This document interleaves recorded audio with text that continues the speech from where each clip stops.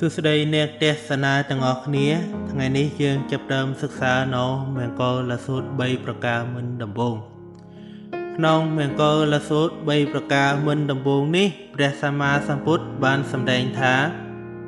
អសេវនាចពេលេណੰបណ្ឌិតាណੰចសេវនាពោជាចពោចនីយាណੰហេតមੰកលមុត្តមੰព្រះថាកិរិយាមិនសេពគប់នៅបុគ្គលពីទាំងឡាយមួយកិរិយាសេពគប់នៅបុគ្គលជាបណ្ឌិតទាំងឡាយមួយកិរិយាបូជាដល់បុគ្គលដែលគួរបូជាទាំងឡាយមួយទាំង3នេះជាមង្គលដ៏ឧត្តមជាបឋមពាក្យថាអសេវនាចពេលេណੰហេតមੰកលមុត្តមੰកិរិយាមិនសេពគប់នៅបុគ្គលពីទាំងឡាយជាមង្គលដ៏ឧត្តមកិរិយាមិនសេពគប់នៅបុគ្គលពីទាំងឡាយជាមង្គលដ៏ខ្ពង់ខ្ពស់ព្រោះថាបុគ្គលពីមាន3ចំពោះនោះគឺទី1មនុស្សល្ងង់ខ្លៅមិនព្យាយាមអភិវឌ្ឍខ្លួនរីករាយនឹងភាពល្ងង់ខ្លៅរបស់ខ្លួនឯងទី2មនុស្សស្វែងរកសេចក្តីសុខចំពោះខ្លួនដោយការបំផ្លាញសេចក្តីសុខរបស់អ្នកដទៃទី3មនុស្សដែលធ្វើខូចប្រយោជន៍ខ្លួនឯងផងខូចប្រយោជន៍អ្នកដទៃផងព្រះសម្មាសម្ពុទ្ធបានបង្រៀនថាការសេពគប់ត្រូវតែធ្វើឡើងដោយបញ្ញាត្បិតថាបើសេពគប់ជាមួយនឹងមនុស្សប្រភេទណាយើងនឹងក្លាយទៅជាមនុស្សប្រភេទនោះដែរបុគ្គលពីរទាំង3ចំពោះនេះជាប្រភេទមនុស្សគួរឲ្យខ្លាចជាងអ្វីៗទាំងអស់ហើយមិនគប្បីសេពគប់ជាដាច់ខាតព្រោះការសេពគប់ជាមួយនឹងបុគ្គលប្រភេទនេះក្រៅពីធ្វើឲ្យយើងវិនិច្ឆ័យប្រយោជន៍អសោយគេឈ្មោះអស់ទ្រព្យសម្បត្តិខែពេលវេលាគំនិតប្រាជ្ញាទៅថែមទាំងនាំមកយើងคล้ายទៅជាបុគ្គលពីរជាមួយនឹងគេផងទៀតព្រះពុទ្ធបានបង្រៀនថាប្រសិនបើក្នុងពិភពលោកនេះមានតែមនុស្សពីរនាក់ម្នាក់គឺជារូបយើងហើយម្នាក់ទៀតគឺជាបុគ្គលពីរក៏មិនគប្បីសេពគប់ជាមួយនឹងបុគ្គលនោះដែរហើយក៏បីនៅតែម្នាក់ឯងដោយរឹងមាំចុះការចេះប្រុងប្រយ័ត្នហើយជៀសវាងបាននៅបុគ្គលពីរទាំងឡាយជាមង្គលដ៏ឧត្តមបន្ទាប់មកឃ្លាថាបណ្ឌិតាណੰចសេវនាអេតមੰកលមុត្តមੰកិរិយាសេពគប់នៅបុគ្គលជាបណ្ឌិតទាំងឡាយជាមង្គលដ៏ឧត្តមកិរិយាសេពគប់នៅបណ្ឌិតទាំងឡាយជាមង្គលដ៏ឧត្តម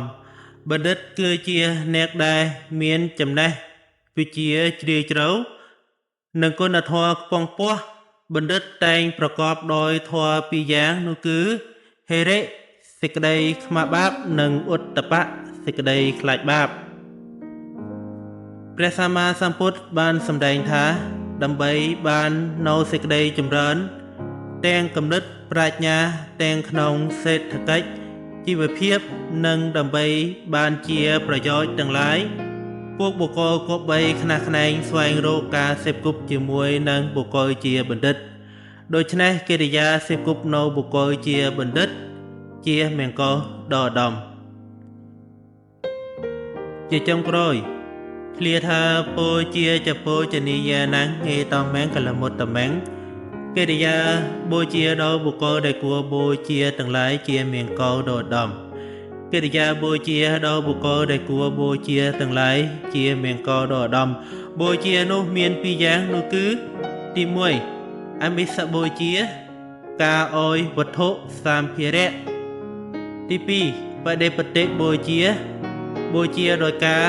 គោរពប្រតិបត្តិតាមស្ដាប់ដំបូន្មាននិងអនុវត្ត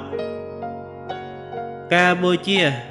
ការប្រសើរប៉ុន្តែប្រសិនបើយើងបូជាដល់បុគ្គលគ្មានគុណធម៌គ្មានសីលធម៌ក្រៅពីមិនបានផលល្អដល់ខ្លួននិងសង្គមក៏រមែងបាននៅក្តីអន្តរាយក្តៅក្រហាយដោយសារបុគ្គលពីរនោះថែមទៀតផងជាពិសេសយើងនឹងក្លាយទៅជាអ្នកលើកដំកើងនៅសភាវៈអាក្រក់ហេតុនេះការបូជាត្រូវតែធ្វើឡើងប្រកបដោយបញ្ញាគឺធ្វើចំពោះបុគ្គលដែលគួរគោរពបូជាបុគ្គលដែលមានគុណធម៌ខ្ពង់ខ្ពស់មានសីលធម៌ដ៏ប្រពៃ តែងធ្វើនៅសេចក្តីសុខចម្រើនដល់សង្គមមនុស្សជានិច្ចពោជនីយបុគ្គលនោះមានដូចជាព្រះពុទ្ធអ្នករក្សានៅព្រះធម៌ព្រះសង្ឃមាតាបិតាគ្រូអាចារ្យនិងអ្នកដែលមានគុណូបការៈចំពោះខ្លួនយើងឬចំពោះសង្គមជាតិជាដើមដូច្នេះការបូជាចំពោះបុគ្គលដែលគួរបូជាទាំងឡាយជាមង្គលដ៏ឧត្តម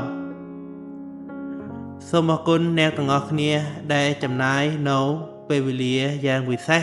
ស្ដាប់នៅព្រះធម៌នេះសង្ឃឹមថានឹងបានជួបអ្នកទាំងអស់គ្នានៅក្នុងវីដេអូបន្ទាប់ទៀតសូមជូនពរអ្នកទាំងអស់គ្នាបាននៅពរទាំងឡាយ4ប្រការរបស់ព្រះសម្មាសម្ពុទ្ធគឺអាយុវណ្ណៈសុខៈពលៈជម្រាបលាអ្នកទាំងអស់គ្នា